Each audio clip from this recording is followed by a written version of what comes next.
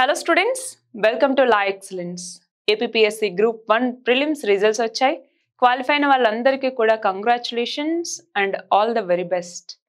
APPSC పోర్టల్కి సంబంధించి ఇక్కడ ఒకసారి వెళ్ళి వెబ్సైట్ ఓపెన్ చేసేసుకుని ఇందులో మన నేమ్ ఎక్కడ ఉంది అన్నట్టుగా చూసుకోవచ్చు. సో క్వాలిఫైడ్ క్యాండిడేట్స్ లిస్ట్ పెట్టారనమాట. మొత్తం 4496 మంది క్వాలిఫై అయ్యారు. అంటే ఇక్కడ 1:50 రేషియోలో కన్సిడర్ చేశారనమాట మెయిన్స్కి. అంతేకాదు ఇక్కడ రిజెక్టెడ్ లిస్ట్ చూడండి, ఎంతమంది రిజెక్షన్ లిస్ట్లో ఉన్నారంటే దాదాపు 590 మంది రిజెక్షన్ లిస్ట్లో ఉన్నారు. ఓఎంఆర్స్ సరిగ్గా ఫిల్ చేయకపోవటం, చిన్న చిన్న మిస్టేక్స్ వల్ల రిజెక్షన్ లిస్ట్లోకి వెళ్ళిపోయిన వాళ్ళు కూడా ఉన్నారు. అలాగే మెయిన్స్కి సంబంధించి ఎగ్జామ్ డేట్స్ కూడా అనౌన్స్ చేశారు. దానికి సంబంధించిన వెబ్ నోట్ కూడా ఇందులో డిస్ప్లే ఉందన్నమాట. చూడండి, ఎగ్జామ్ డేట్స్కి వచ్చేసరికి ఏ డేట్ నుంచి ఏ డేట్ వరకు ఇచ్చారు, మొత్తం సెప్టెంబర్ 2వ తేదీ నుంచి సెప్టెంబర్ 9వ తేదీ వరకు, 7వ తేదీ ఒక్కటి ఉండదు. సో మిగతా డేస్లో మనకి మెయిన్స్ ఎగ్జామ్ అన్నటువంటిది ఉంటుంది. అయితే ఇక్కడ ఒక మేజర్ క్వశ్చన్ ఏంటి అంటే, ఏపీపీఎస్సీ గ్రూప్ 2 క్వాలిఫై అయిన వాళ్ళు ఉన్నారు, సేమ్ టైం ఏపీపీఎస్సీ గ్రూప్ 1 కూడా క్వాలిఫై అయిన వాళ్ళు సేమ్ పర్సన్స్ ఉన్నారు. మరి గ్రూప్ 1కి ప్రిపేర్ అవ్వాలా, గ్రూప్ 2కి ప్రిపేర్ అవ్వాలా? మనకి ఏపీపీఎస్సీ గ్రూప్ 2కేమో ఎగ్జామ్ డేట్ ఇచ్చేసారు ఆల్రెడీ, July 28 అనేసి.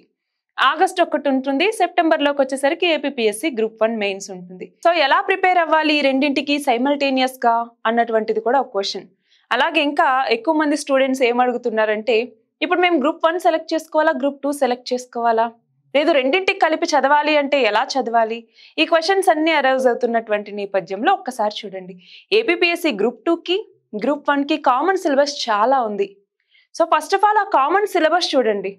అందులో గ్రూప్ 1 మెయిన్స్కి ప్రిపేర్ అయ్యేటటువంటి వాళ్ళు ఆ కామన్ సిలబస్లో నుంచే ఆన్సర్ రైటింగ్ చేయండి.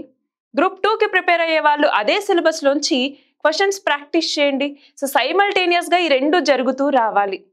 అది కాకుండా సపరేట్గా ఏవైతే చిన్న చిన్న సబ్జెక్ట్స్ ఉన్నాయో, చిన్న చిన్న టాపిక్స్ ఉన్నాయో వాటి మీద సపరేట్గా దీనికంటూ షెడ్యూల్ చేసుకొని టైం పెట్టుకొని రెండింటికి ప్రిపేర్ అవ్వటం కూడా ఉత్తమమే.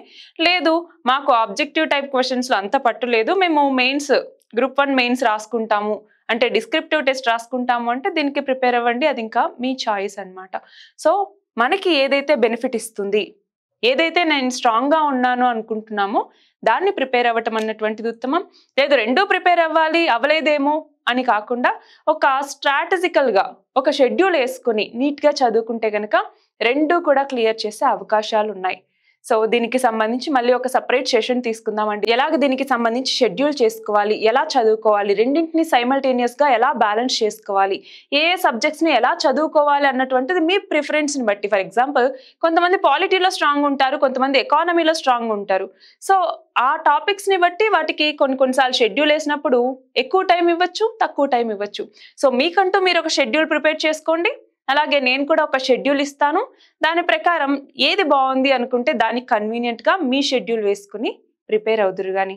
So once again APPSC group 2 అలాగే ఏపీపీఎస్సీ గ్రూప్ 1 ఈ రెండింటిలోనూ సపరేట్గా క్వాలిఫై అయిన వాళ్ళకి, రెండు కలిపి క్వాలిఫై అయిన వాళ్ళందరికీ కూడా congratulations and all the very best.